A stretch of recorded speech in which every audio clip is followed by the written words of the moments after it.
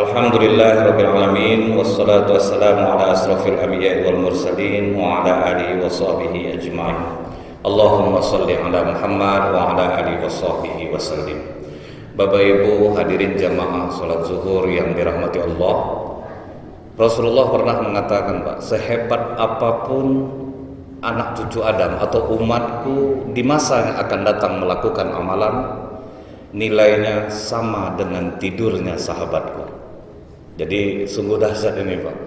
Sehebat apapun kita melaksanakan amalan, nilainya sama dengan tidur sahabatku. Tetapi kata Rasulullah, apabila umatku di akhir zaman sanggup sabar dalam menjalani kehidupan, justru pahalanya lebih besar daripada pahala sahabatku.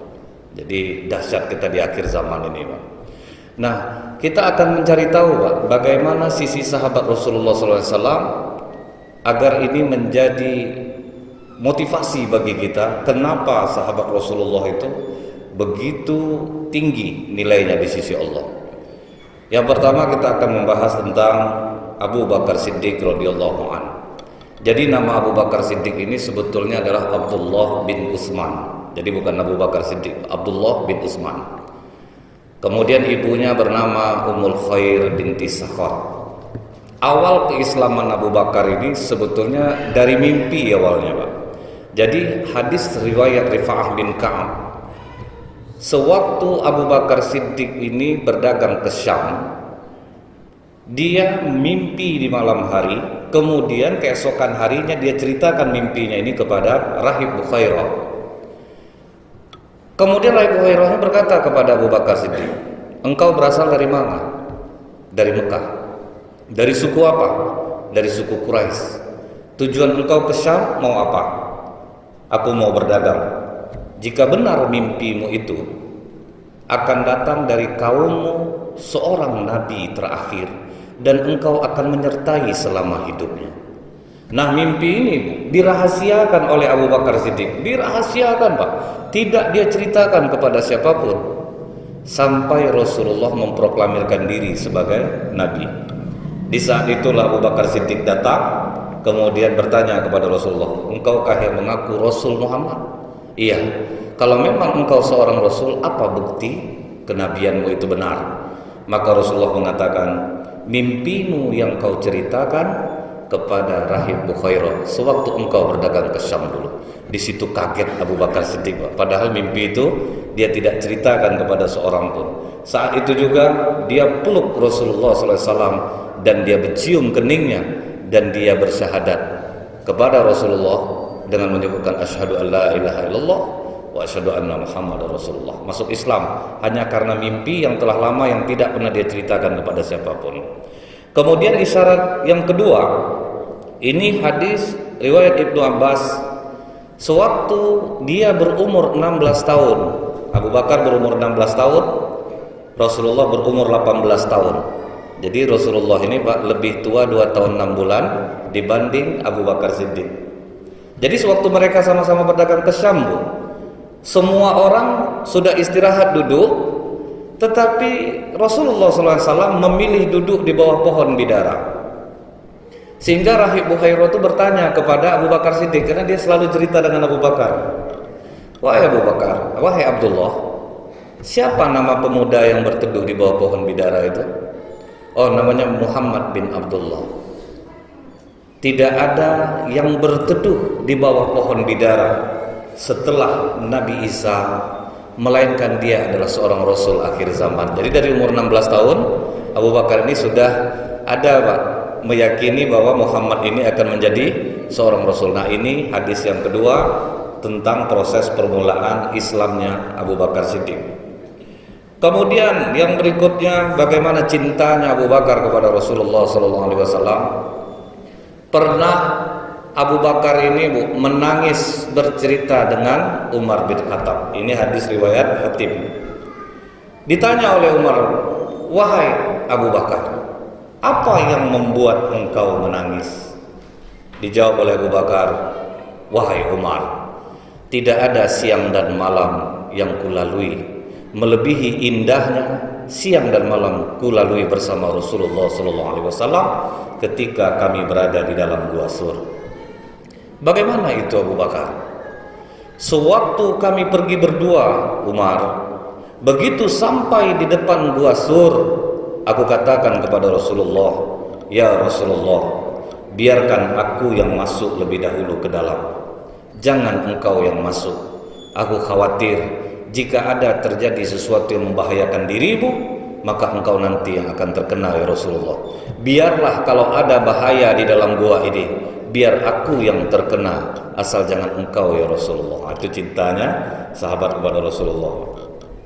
Maka Abu Bakar Siddiq masuk ke dalam gua ini. Begitu dia masuk ke dalam Gua Sur, dia melihat di sekeliling gua itu Pak, banyak lubang ular di sekeliling gua tersebut. Apa yang dilakukan Abu Bakar Pak? Dia buka jubahnya, kemudian dia robek-robek, ditutupnya semua lubang ular itu Pak. Setelah semua lubang ular tertutup di atas, pakaian untuk yang lain tidak ada lagi. Rupanya masih ada sisa 2 lubang lagi di lantai. Ada lagi lubang Pak, lubang ular, yang ularnya masih ada di dalam. Maka Abu Bakar Siddiq menutup kedua lubang ular itu dengan kakinya. Nah, ini cintanya Abu Bakar kepada Rasulullah Pak. Setelah ditutupnya lubang ular itu dengan kedua kakinya, maka baru Abu Bakar memanggil Rasulullah, ya Rasulullah, masuklah ke dalam, sudah aman. Masuk Rasulullah SAW ke dalam. Begitu sampai di dalam, aku melihat betapa letihnya wajah Rasulullah. Kemudian aku katakan, ya Rasulullah, tidurlah di atas pangkuanku. Nah, itulah siang dan malam yang indah yang kulalui bersama Rasulullah SAW. Maka Rasulullah tertidur di atas pangkuanku. Kita secinta apapun sama istri sama anak, Pak, berapa menit kita sanggup kepalanya di atas pangkuan kita Pak. Tapi ini hanya seorang sahabat, tapi begitu cintanya kepada Rasulullah, dia biarkan Rasulullah tidur di atas pangkuannya Bu. Sementara posisi kakinya menutup lubang ular. Di tengah malam, kata Abu Bakar, tiba-tiba salah satu ular yang berada di lubang itu menggigit kakiku. Sekujur tubuhku mampu menahan sakitnya gigitan ular itu, tetapi mataku tidak.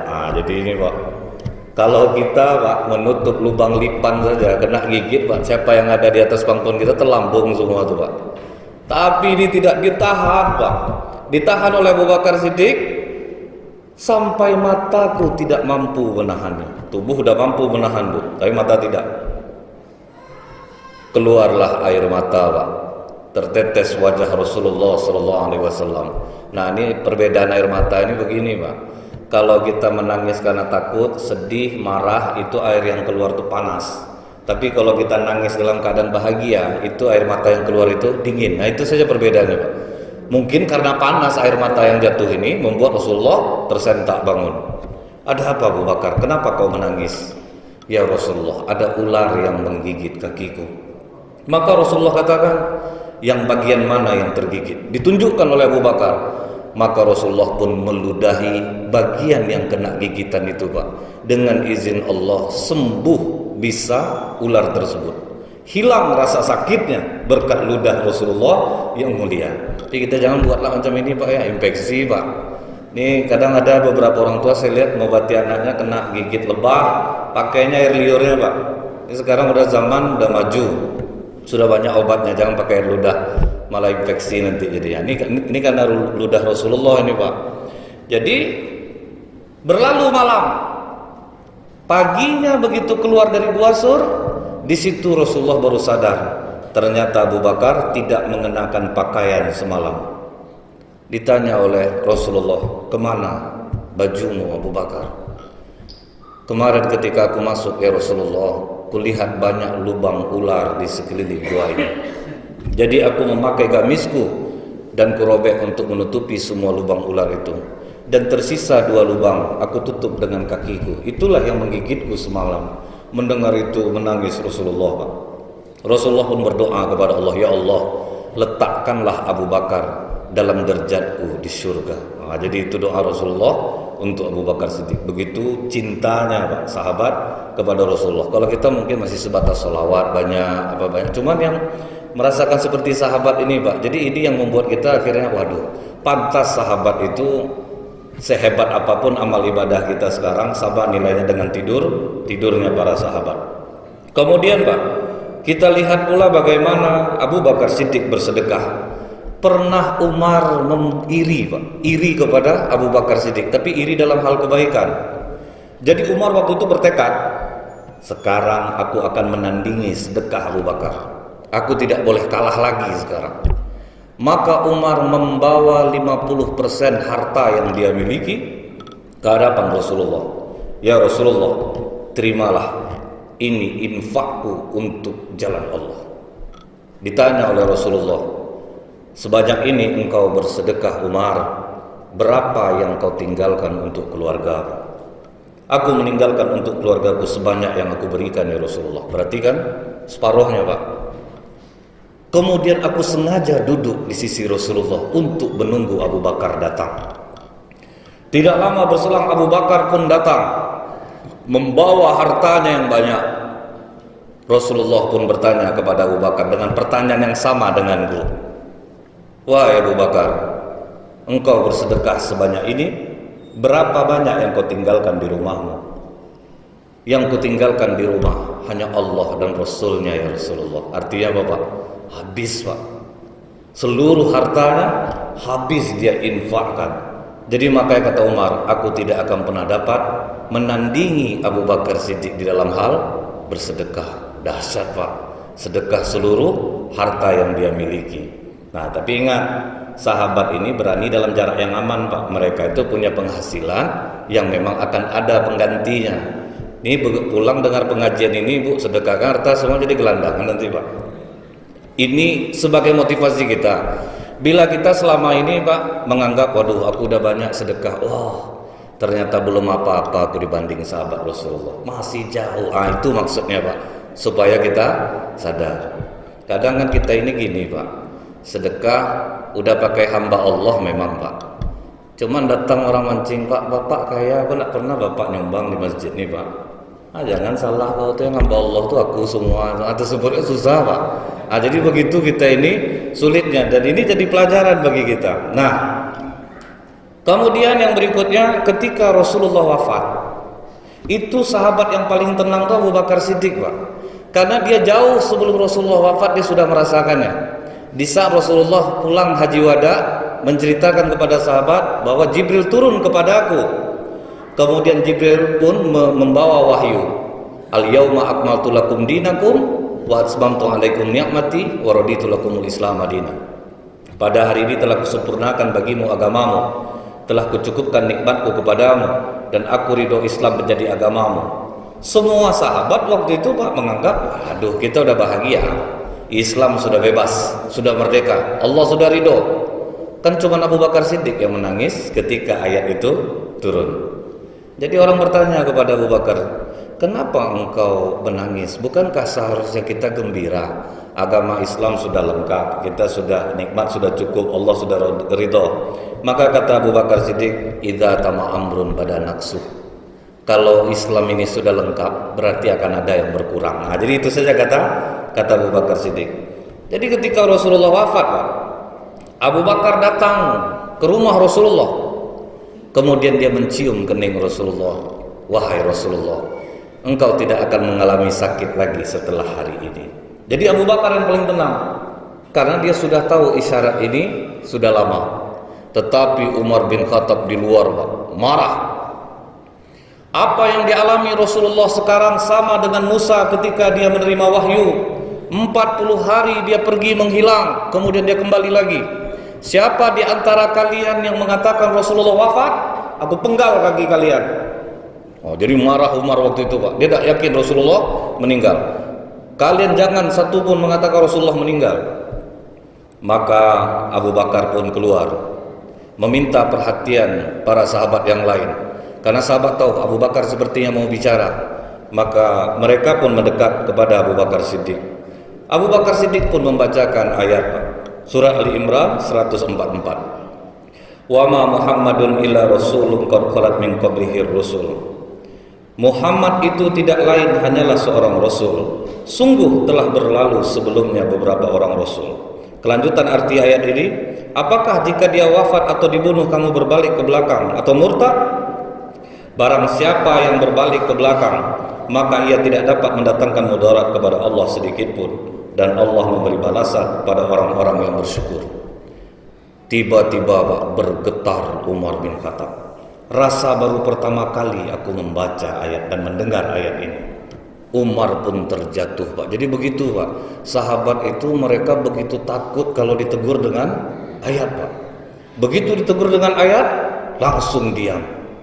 Kalau kita kan enggak, Pak. Kalau Al-Qur'an ini cocok sama kita, baru kita pakai, Pak. Misalnya pembagian harta warisan itu biasa kalau laki-laki itu, Pak, pakai cara Islam karena dia lebih banyak dapat, Pak.